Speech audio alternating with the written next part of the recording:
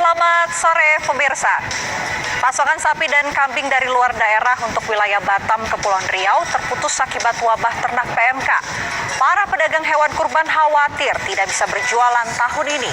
Sementara itu harga telur ayam negeri terus naik. Di Jakarta sudah mencapai Rp29.000 per kilogram.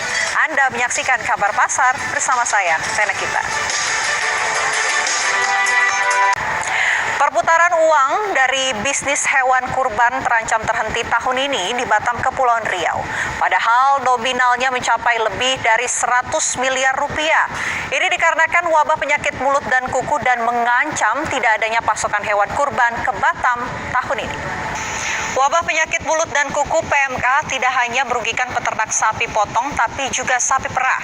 Peternak sapi perah di Lumajang menyatakan sapinya tidak lagi menghasilkan susu begitu terjangkit PMK. Kita kabar lain pemirsa, harga telur ayam negeri terus mengalami kenaikan. Di pasar Jakarta, harga telur ayam negeri hingga Rp29.000 per kilogramnya.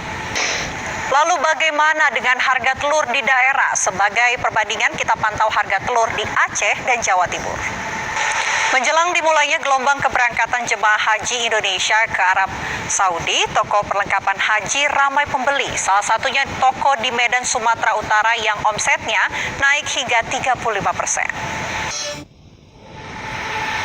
Indonesia mengejar target menjadi produsen halal terkemuka dunia pada tahun 2024. Wapres meminta agar seluruh stakeholder bergerak cepat dan kompak. Bank Sentral Amerika Serikat The Fed dikabarkan menanggung kerugian di Bank Sentral Kuba mengeluarkan regulasi bagi penyedia layanan aset virtual. Setelah tertekan pada pekan lalu, pasar aset kripto hari ini mulai cerah. Sebagai segmen khusus G20 akan kami hadirkan sesaat lagi pemirsa. Tetaplah bersama kami. Keris dari Desa Wisata Eng Tong Tong, Kabupaten Sumeneb, Jawa Timur akan menjadi souvenir dalam perhelatan KTT G20 di Bali. Hal itu disampaikan oleh Menteri Pariwisata dan Ekonomi Kreatif Sandiaga Salahuddin Uno saat berkunjung ke Desa Aeng Tong Tong yang dikenal sebagai kota penghasil keris terbesar di dunia. Dua isu prioritas dibahas negara-negara anggota G20 beserta organisasi internasional dalam pertemuan. Harga ikan laut di sejumlah pasar di Kabupaten Tuban, Jawa Timur melonjak. Ini terjadi karena cuaca buruk di laut yang menyebabkan menurunnya pasokan dari nelayan. Informasi tadi menjadi penutup kabar pasar hari ini. Setelah ini pemirsa Anda dapat menyaksikan ragam perkara bersama Imran Tajudin. Saya Vena Kita pamit undur diri. Terima kasih pemirsa. Sampai jumpa.